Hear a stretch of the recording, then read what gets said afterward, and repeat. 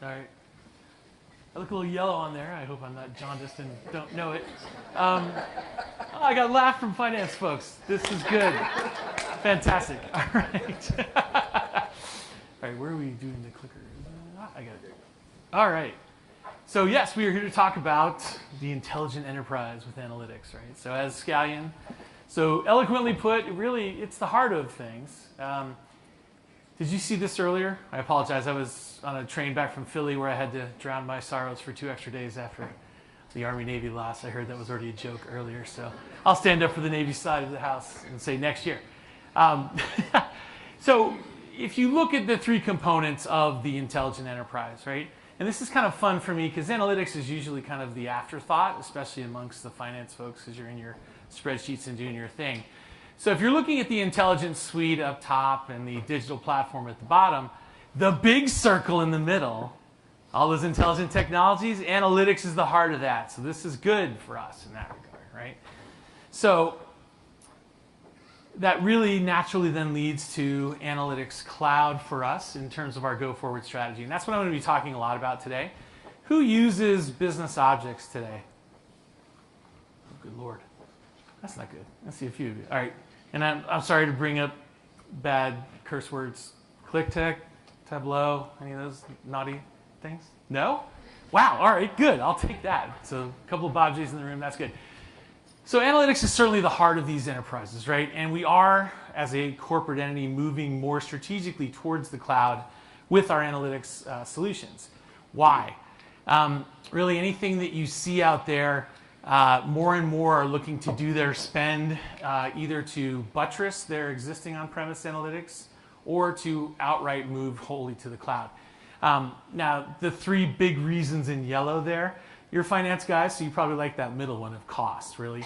But to me, as a BI person, an analytics person, it's that agility and that innovation, right? Because as you all probably are aware, to do any sort of software anywhere usually involves tests, then development, then production, right? And depending on who you are, and that includes, anywhere in the Fed and DoD, that could be up to a 9 to 12 month process, right? So if we're coming out with innovations, you're not seeing them for at least a year plus quite often. And so when you're doing a cloud software as a service solution, then you get that innovation at the speed of when it's being developed for you. The bleeding edge, if you will. But we make sure that it's not so bleeding that it's painful, and it's all good there. But in this move to the cloud, and especially in the federal world, right, with FedRAMP and some other considerations out there, there are many who are afraid of the cloud. First and foremost, who wants to move all of their data to the cloud? Yeah, no one raised their hand on that one, right? Who wants to move any of their data to the cloud? Again, I'm not seeing a whole lot of hands. And so really, we did our own study with Forrester, and you can see the results there. 82% of those polled agree that some sort of hybrid BI and analytics development environment is really what they're after. And it usually comes down to the data, right? It could be a combination of tools. Can anyone tell me the biggest problem with a cloud-only use case? Anyone in DoD who goes into the field in the middle of nowhere, offline, right? So, there will always and forever, especially in our world, but not only there, right? If you're retail, if you're a sales guy selling Coca-Cola in the middle of Iowa where there are no cell towers, those kinds of things are prevalent in the real world as well. But, so that offline use case alone screams, okay, we need some form of analytics that we can still have outside of the cloud construct. So, but the biggest thing is usually data, right? We don't want our data to leave our firewall. And even when we're looking at it from an analytics perspective in our browser, we don't want that data leaving the browser's enclave within the firewall.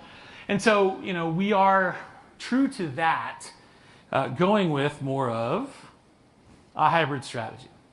So no matter what you hear from marketing in terms of Analytics Cloud, Analytics Cloud, Analytics Cloud, know that the on-premise investment that many of you have, and even though some of you aren't using those tools, all of your organizations are, somewhere. That investment is not lost because actually everything that you've been doing from the analytics perspective in the on-premise world is reusable in the cloud because of the way we are setting up this hybrid architecture. Okay? So that's kind of a just know that you're still good with your existing investment. But why is cloud interesting to you, I think, going forward? And so really the first thing is what is it? So it's a single user experience that takes the place of what used to be 3 siloed best-of-breed tools. So we're combining the notion of BI, so business intelligence, decision support, whatever you want to call it. And really at this point, what is that? It's visualizations. It's cool visualizations, it's dashboards, it's scorecards. It's all of those things that we've put together that show us in cool graphics that sometimes the graphics are so cool that they don't even really tell us much. They just look good, but that's okay. You know, that's the BI part.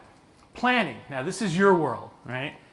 Planning's always scared me from a financial perspective because I'm just not that smart.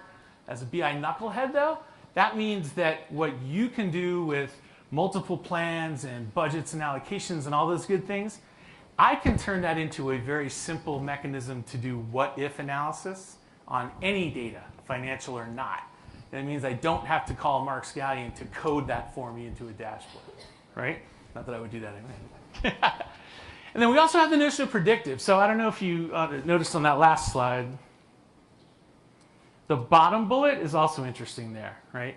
And that is to say that 95% of those who are responding think that machine learning and AI is very important to their analytics workflow.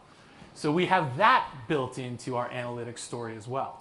And you do not have to be a lab-coded citizen data scientist to get there. Well, I'm sorry, lab-coded data scientist to get there. You can be a knucklehead BI guy like me and become a citizen data scientist. Why? Because we've wrapped that predictive and that machine learning under the covers. I can ingest a new data set that I've never seen before, and the tool can tell me what the key influencers are in the data set that I'm looking at. It can build a dashboard for me as a starter, right? That's cool stuff, right? That's that innovation that you don't get when your on-prem tool won't get deployed for another 18 months, right? So that's all smart features as we call them. And so that's again embedded. If you are that lab-coded data scientist, you're in luck as well because we have capabilities for you to push that kind of thing in. Anyone ever hear of R? Other than it being the letter that you saw on Sesame Street.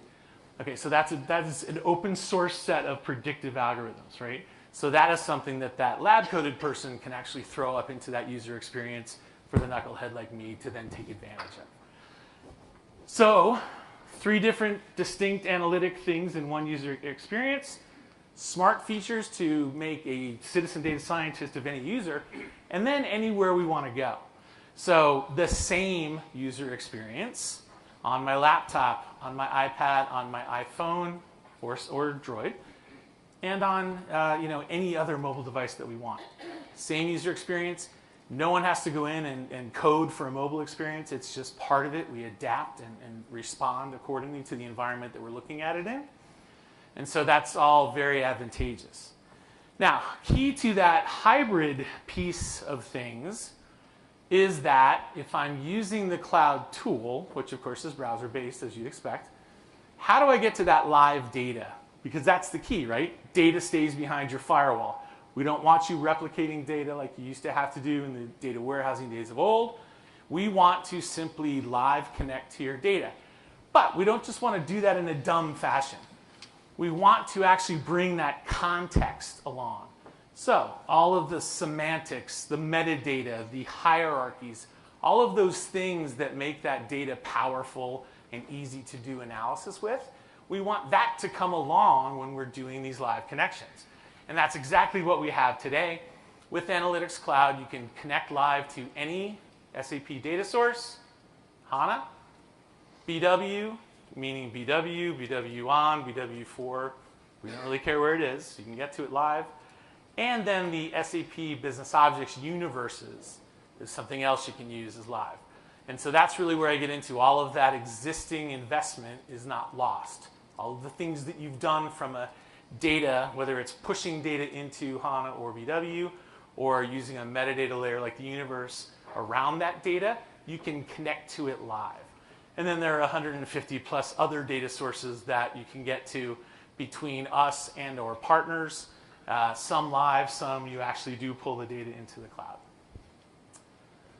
Another cool thing is that we have a whole bunch of content. So not only we talked about that cool smart feature where I ingest some data and the tool kind of takes over and does some things for me, but we also have a whole bunch of experience at SAP with a variety of the different applications that we have. And so we have pre-built content that is based on our understanding of what we've seen in the marketplace from an analytics perspective. And so you can see some of it is built for S4, some of it's on SuccessFactors, Ariba, etc. Now, does that mean you have to have that cloud application or that other application to use that? No. It just means that that is where we base the data model on and the visuals that you see. But, you know, you can use that or not with the base data. The key thing here is this is free content available to you, and it is not just hard-coded, it is adaptable. So it's you pull up the procurement dashboard.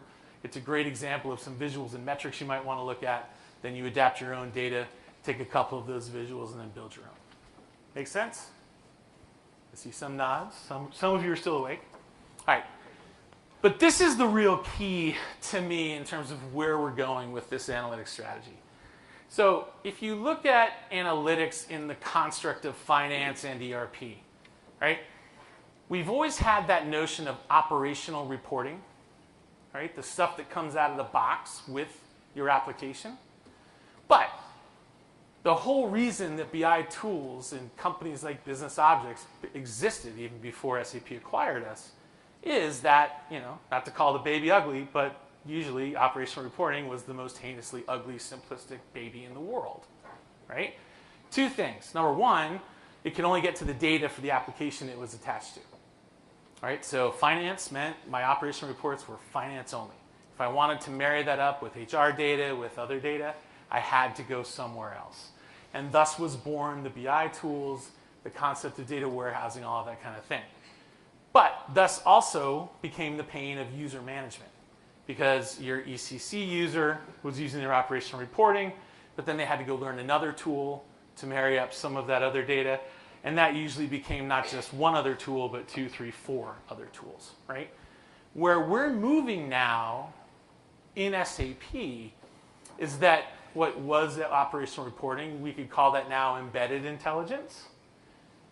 And then the rest of it, marrying other data and everything else, we could look at that as maybe 360-degree analytics, all use cases, all data. Both of these things within the intelligent enterprise construct will be based on SAP Analytics Cloud as a single platform. So you will have the ability then to look at your embedded analytics in the same exact user experience that you will look at your 360-degree big picture analytics. From a user change management alone, that's a huge deal, right? Because it means that for every analytic use case, they're in the same user experience. So if we look at it from this perspective then, this is exactly what we mean. Whether it is a cloud application up top, or if it's S4 or BW, right? Analytics Cloud is how we are developing our ongoing analytics. And further, you can see this is what's available today. So blowing up the little circle on the top from my first slide. In green, you can see live connections that are available today. In blue, we have some native drivers between. But basically, everything on this slide, SAP Analytics Cloud today can connect to. So that's pretty significant. If we're back looking at this slide again, there are two other key things here, right? We talked about that AI and machine learning aspect of things. That's going to be coming into both the embedded side of life and that open innovation side of life. So again, operational reporting becomes less that and much more true embedded intelligence because it's got all of those other capabilities in there as well. And with that, we can say that analytics truly is the heart of the intelligent enterprise. And that's all I got. Thanks, sir. All right.